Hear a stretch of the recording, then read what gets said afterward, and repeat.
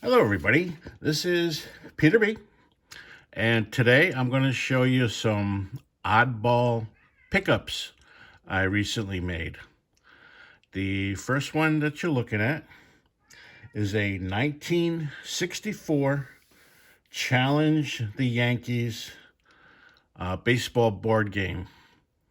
It was produced by Hasbro, and it had a field, a real nice box, little pegs to move the runners along the bases, and it was a dice game. And the idea was it also came with 50 baseball cards like the one you see in here. It was 25 Yankee cards, all from players playing 1964, and 25 All-Star cards, which rounds out to 50. Pretty much all the all-stars that you would think of, like Hank Aaron, Ron Santo, etc. And this one is the Carl Yastrzemski.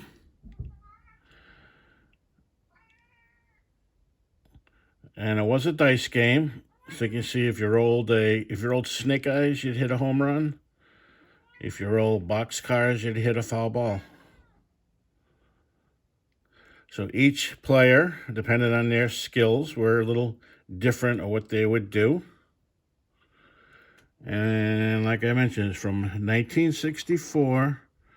It was a Hasbro board game called Challenge the Yankees.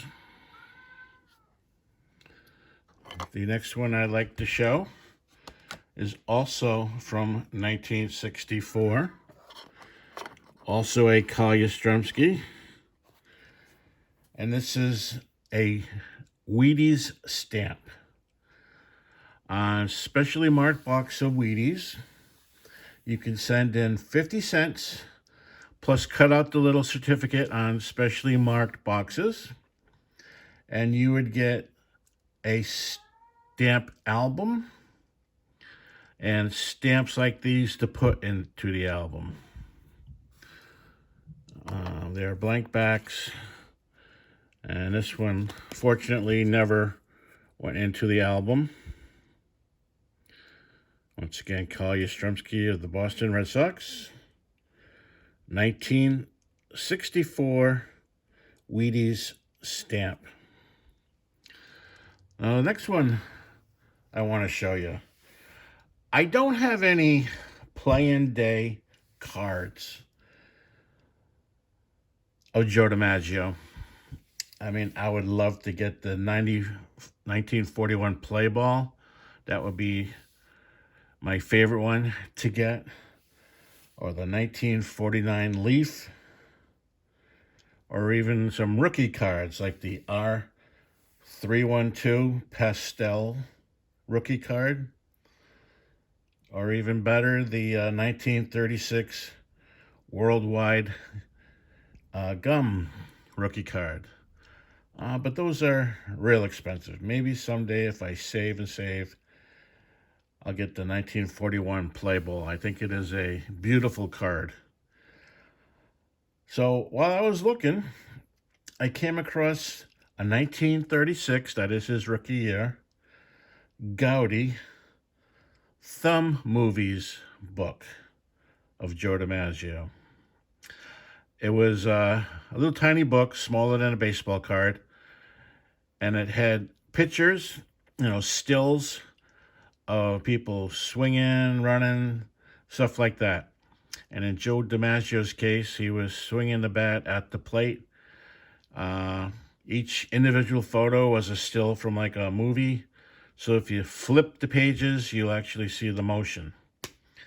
And I saw that, and it was much cheaper than a 1941 play ball. And so I was actually putting aside some money to get it.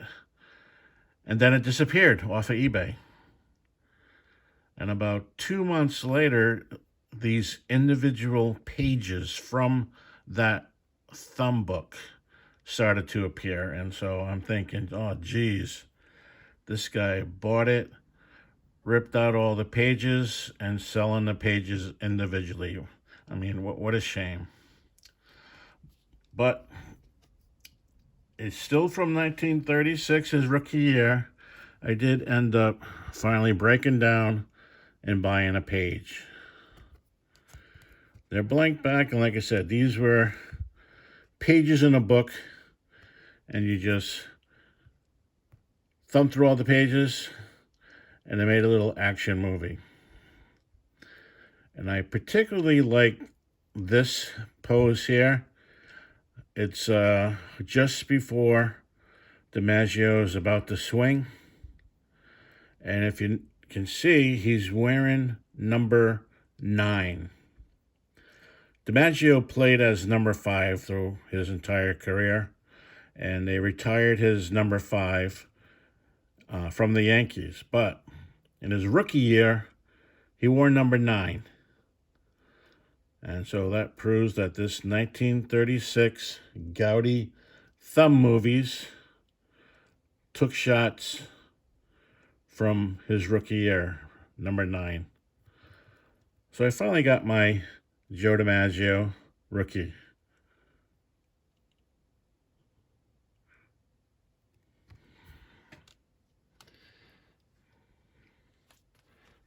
Now, the next one is from 1882.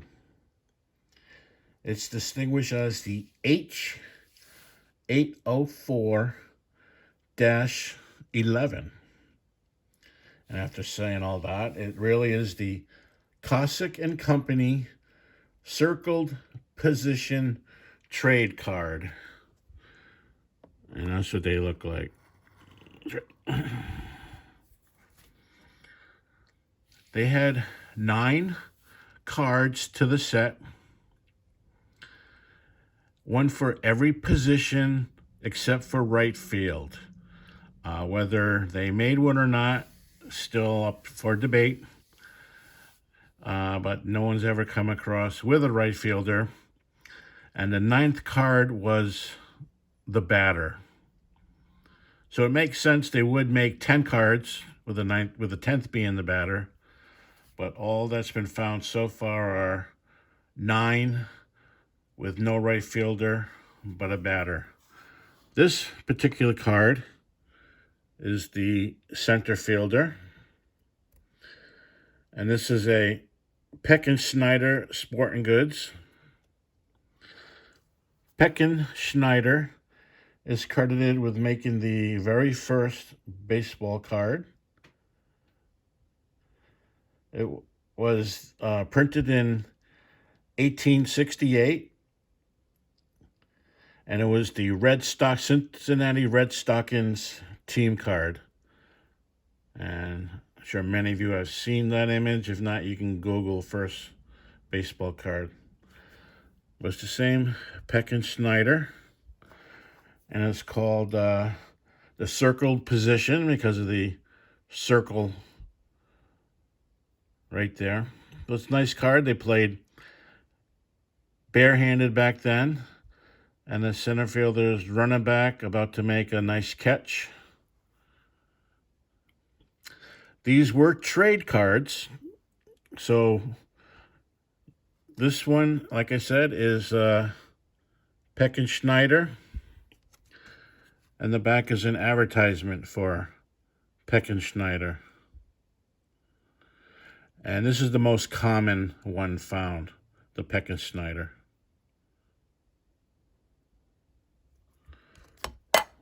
So this is the center fielder.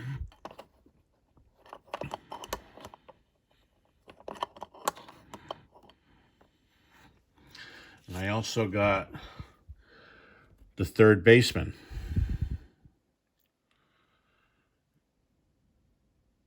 Third baseman. Once again, they're the circled position cards. There's a circle. And it looks like the third baseman maybe got a throw down from the catcher. Possibly that runner was trying to steal third, and looks like he did. And the third baseman jumped up for an errant throw and caught it. Once again, many of them have Peck and Schneider advertising, but there are some with blank backs. You could buy these and then print your own advertising on the back, as they were trade cards. But it's the 1882 H804-11. Cossack and Company circled position. Center fielder and third baseman. And then the last card I want to show is a Gaudy card. 1933 Gaudy Sport Kings of Jimmy Doolittle. That was a little corner damage, but hey, it's Jimmy Doolittle. Sport Kings had baseball players, but they also had other sports. And Jimmy Doolittle card is aviation. And he, at the time, 1933, was considered the greatest all-round flyer. Known for his speed racing. And also he pioneered blind flying, which is relying on instruments alone to fly and land a plane. Once again, this is 1933 Gaudy Sport Kings, Jimmy Doolittle. All about his pioneering and racing and aviation.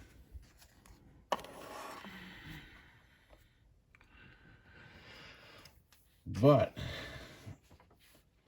in 1942, Jimmy Doolittle was awarded the Medal of Honor as the commander of the Doolittle Raid that happened on April 18th, 1942.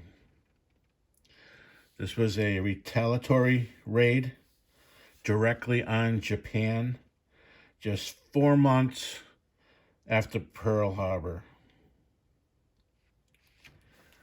So, little did Jimmy Doolittle know that in 11 years, America would be at war, and he would be commanding the first successful raid on the mainland of Japan, giving the American spirit to the country as they entered World War II. Well, as always, thank you for watching. Please like, and if you aren't subscribed, please subscribe. Thank you.